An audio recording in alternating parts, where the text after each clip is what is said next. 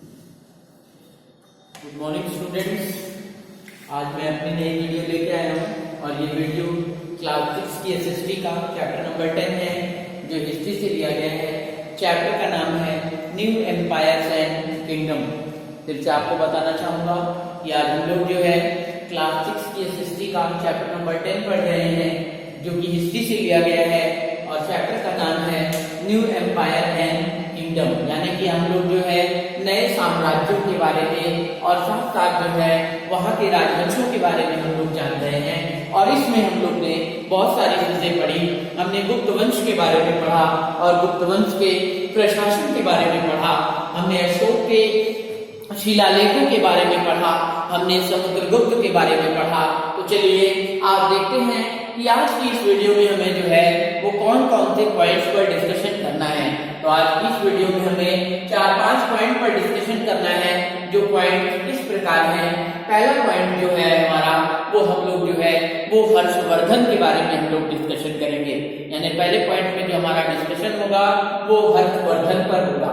दूसरा पॉइंट है हमारा ruling dynasties of south India, यानी कि दक्षिण भारत के जो है हम लोग कौन कौन से शासक कौन कौन से वंशों ने वहां पर शासन किया। तो दक्षिण भारत के शासकों के बारे में या वंशों के बारे में हम लोग पढ़ेंगे, जिसमें हम लोग जो है वो पल्लवों के बारे में जानेंगे।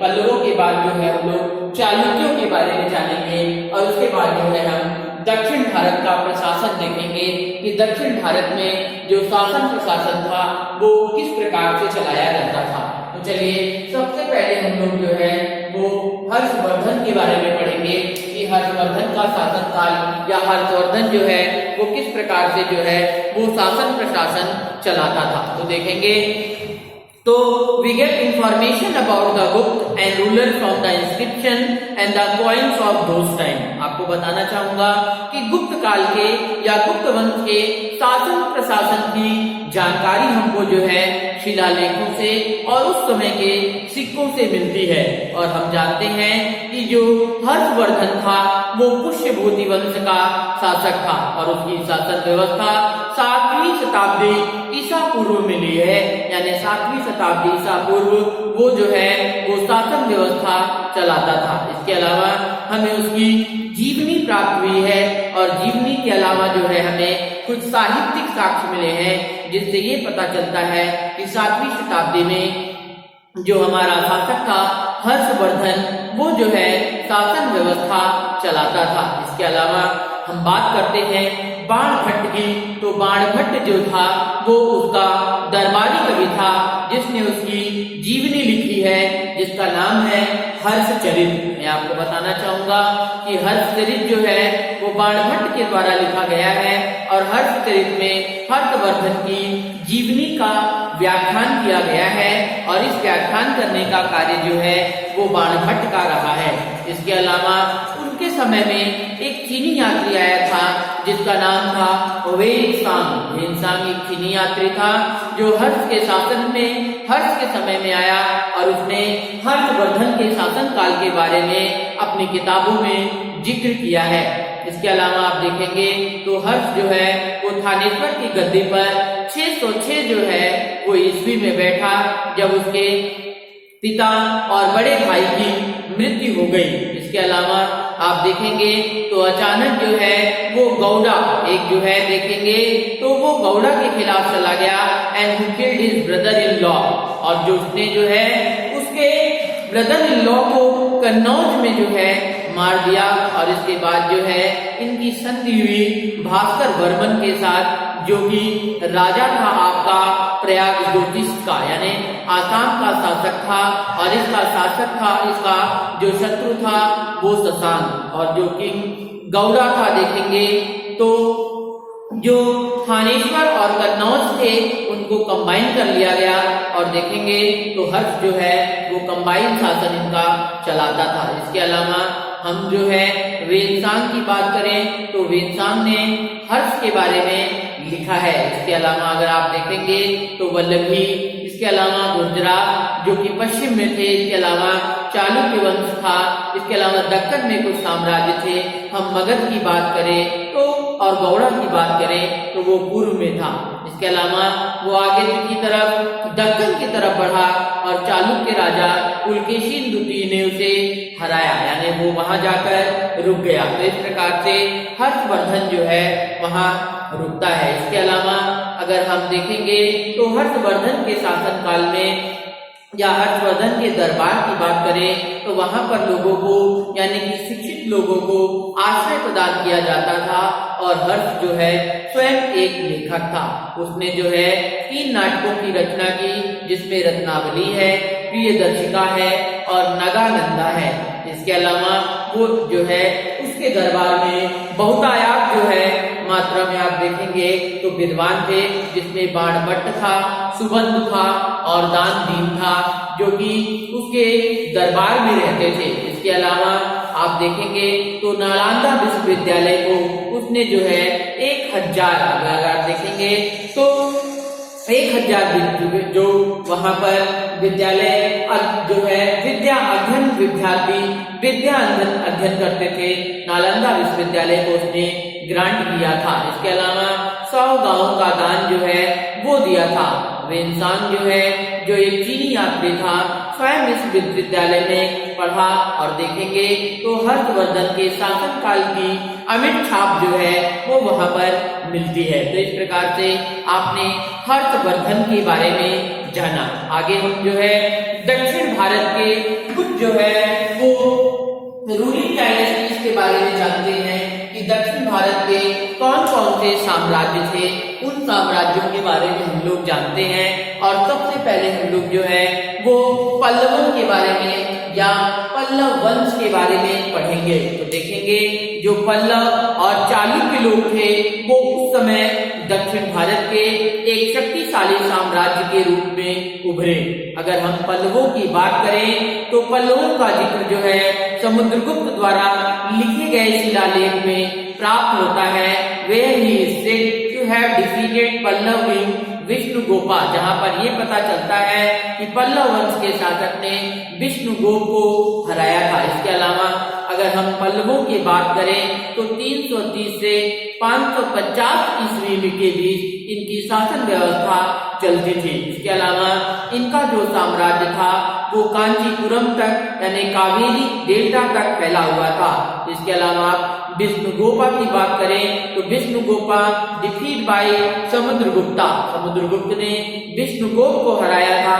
इसके अलावा जो आगे पल्लव वंश के शासकों की बात करें तो पल्लव वंश के शासक धीरे धीरे कमजोर होते चले गए और चोल वंश के शासक आ गए और चोल वंश के शासकों ने जो है पल्लव वंश के शासकों पर आक्रमण कर दिया। इसमें देखेंगे तो शिवाम विष्णु जो कि सिंहवंश वर्मन द्वितीय का पुत्र था वो जो है आगे आया 575 ईस्वी में और उसने फिर से पल्लव साम्राज्य की स्थापना की। यद्यपि पल्लवों की बात करें तो पांड्य वंश के जो शासक थे वो जो है उनके शत्रु थे। इनका संघर्ष हुआ और देखेंगे तो उन लोगों ने जो है इन पर शासन कर लिया। अगर हम पल्लवों के इतिहास की बात करें तो 600 से 900 ईस्वी के बीच जो है पल्लवों और चालुक्यों के युद्ध की जानकारी हमें जो है वो प्राप्त होती है। तो इस प्रकार से ये जानकारी हमको मिलती है। यहाँ पर एक छोटा सा चेक पॉइंट है जिसे हम सॉल्व कर लेते हैं। पहला है हर्षचरित किसने लिखा, तो हर्षचरित जो है वो बाणभट्ट के द्वारा लिखा गया जो हर्षवर्धन का दरबारी कवि था। इसके अलावा हर्षवर्धन जो है वो थानेश्वर की गद्दी पर बैठा। इसके अलावा आप देखेंगे तो गुप्त काल में शिक्षा को जो है दरबार में आश्रय मिला। इसके अलावा पल्लव और चालुक्यों की बात करें तो वो दक्षिण भारत के प्रमुख राजवंशों में शक्तिशाली राजवंशों में एक था। इसके अलावा देखेंगे तो हम काल देखेंगे तो जो है फिर से इसने एस्टैब्लिशमेंट किया जिसका जो है पल्लव वंश का और देखेंगे तो उसका नाम यहाँ पे आएगा। तो देखेंगे वो है कालाभ्रात। आगे हम चालुक्यों की बात करें तो चालुक्य वंश के शासक जो है वो रायचूर के दोवाब क्षेत्र में जो कि कृष्णा और तुंगभद्रा नदियों के बीच में पड़ता था वहां उनकी शासन चलती थी। इसके अलावा जो उनकी राजधानी थी, राजधानी ऐहोल थी। और देखेंगे तो ये प्रमुख जो है वो व्यापारिक केंद्र था। इसके अलावा आप देखेंगे तो इस वंश का यानी चालुक्य वंश का प्रमुख शासक था पुलकेशिन द्वितीय। इसके अलावा देखेंगे तो इसने जो है वहाँ के स्वतंत्र शासक जिसमें बादामी, बातापी ये जो है इनकी राजधानी थी। इसके बाद कीर्तिवर्मा प्रथम और पुलकेशिन द्वितीय जो है वो जो है आगे इसके उत्तराधिकारी बने। और पुलकेशिन द्वितीय की अगर बात करें तो वो पुलकेशिन फर्स्ट का जो है वो बड़ा पुत्र था। इसके अलावा देखेंगे तो जो है चालुक्य वंश का वो प्रमुख शासक रहा और इसने अपने साम्राज्य को आगे तक फैलाया, आंध्र तक फैलाया। और देखेंगे तो इसके समय को जो है इसके समय जो है कर्नाटका देखेंगे तो इतिहास में वो जाना जाता है। और देखेंगे तो उसने जो है हर्षवर्धन को नर्मदा नदी के तट पर हराया। और इसके अलावा रवि कीर्ति जो है उसके दरबार का प्रमुख कवि था। और देखेंगे तो उसने ऐहोल शिलालेख की रचना की। इसके अलावा हमें और भी बहुत सारी जानकारी जो है इससे प्राप्त होती है। तो इस प्रकार से आपने दक्षिण भारत के दो साम्राज्य, दो प्रमुख राजवंशों के बारे में जाना, जिसमें पल्लव वंश था और चालुक्य वंश था। अब हम लोग देखेंगे कि किस प्रकार से जो है वो प्रशासन चलाया जाता था, यानी कि जो प्रशासन था दक्षिण भारत के राजवंशों का वो किस प्रकार से चलाया जाता था। तो देखेंगे कि जो दक्षिण भारत के गांव थे उन्हें जो है असेंबलीज में बांट दिया गया था। इसके अलावा देखेंगे तो 3 जनरल असेंबली होती थी, जिसमें उर थी, सभा थी और नागराम थी। अगर उर की बात करें तो इसमें जो है ऐसे गांव होते थे, ऐसे साधारण गांव होते थे जो है कर देते थे।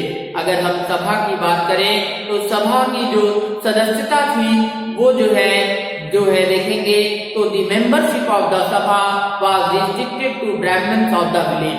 गांव के जो ब्राह्मण होते थे वो इसकी सदस्यता नहीं ग्रहण कर सकते थे।